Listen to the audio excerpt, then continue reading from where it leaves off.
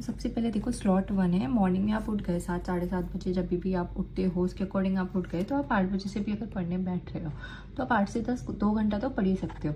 तो ये 2 घंटे का आपका एक स्लॉट है, फर्स्ट स्लॉट, जिसमें कि आप एडिटोरियल सेशन करोगे। अगर आप क्लास देख के करते हो मॉर्निंग में एडिटोरियल तो आप वो कर लो, या फिर आप खुद से रीडिंग करते हो तो आप वो कर लो। इसको आप 40-45 मिनट दे दो, आराम से समझ के कॉम्प्रिहेंड करके सब चीज़ें करो। उसके बाद आप परफेक्शन क्लास करते हो तो अपनी वो क्लास कर लो, ये नहीं करते हो किसी और टीचर से पढ़ रहे हो तो अपनी वो वाली क्लास कर लो, या फिर अभी खुद से प्रैक्टिस करना शुरू कर दिया है तो फिर अपना आरसी सॉल्व कर लो, क्लोज टेस्ट सॉल्व कर लो, ये सब चीज़ें करो। इसके लिए आप 1 आवर दे सकते हो। तो हमारा 1 आवर 45 मिनट्स हो गया। उसके बाद आप एक सेक्शनल क्विज भी लगा सकते हो प्रैक्टिस करने के लिए इंग्लिश का, 20 मिनट्स आप यहाँ दे सकते हो, तो अराउंड आपके 2 आवर्स कंप्लीट हो जाएंगे। या फिर अगर आपको सेक्शनल क्विज नहीं देना है तो आप ग्रामर का थोड़ा बहुत पढ़ लो, उसका रिवीजन कर लो, ये आप कर सकते हो। तो 2 आवर्स आप दे दोगे अपनी इंग्लिश के लिए, जिसमें आपकी रीडिंग भी हो गई, आपकी प्रैक्टिस भी हो गई और आपकी क्लास भी इंक्लूड हो गई। तो ये सारी चीज़ आप कर लोगे। उसके बाद आप ब्रेक ले सकते हो अपना आराम से 1 घंटे के लिए, अपना पूरा टाइम लीजिए। देन उसके बाद आप स्लॉट 2 आएगा आपका 11 बजे से 2 बजे तक। तो इसमें हमारे 3 घंटे हैं जिसमें कि हम क्वांट्स पे फोकस करेंगे।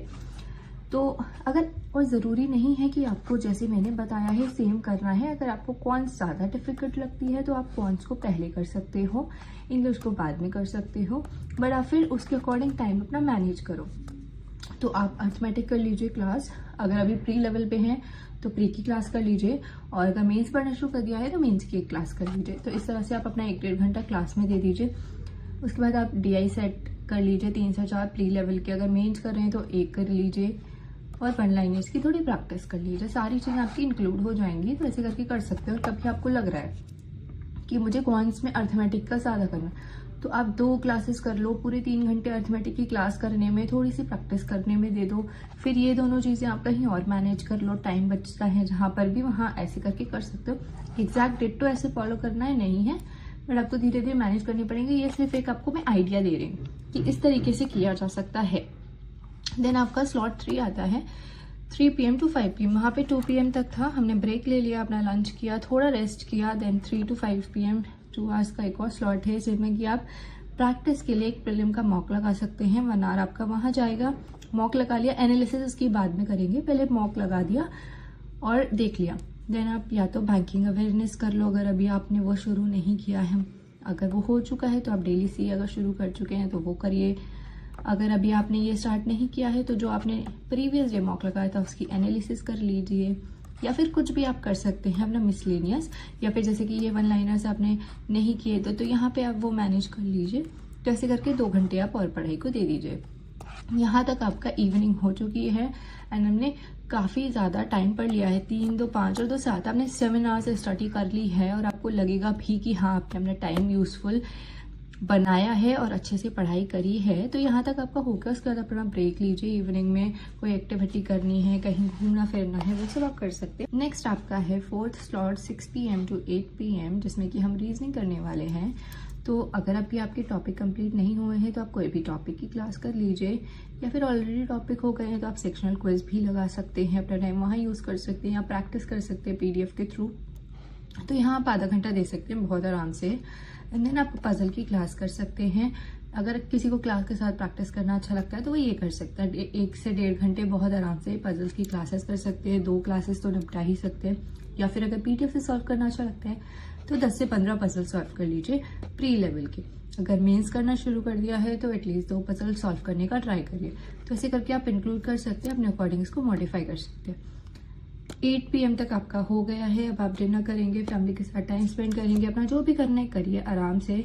फिर जब आप सोने के लिए जाएंगे उसके पहले आप 40 to 45 मिनट्स देंगे। स्लॉट 5 है आपका फाइनल एंड इम्पॉर्टेंट। ये एक्चुअली में बहुत इंपॉर्टेंट स्टेप है आपका रिवीजन।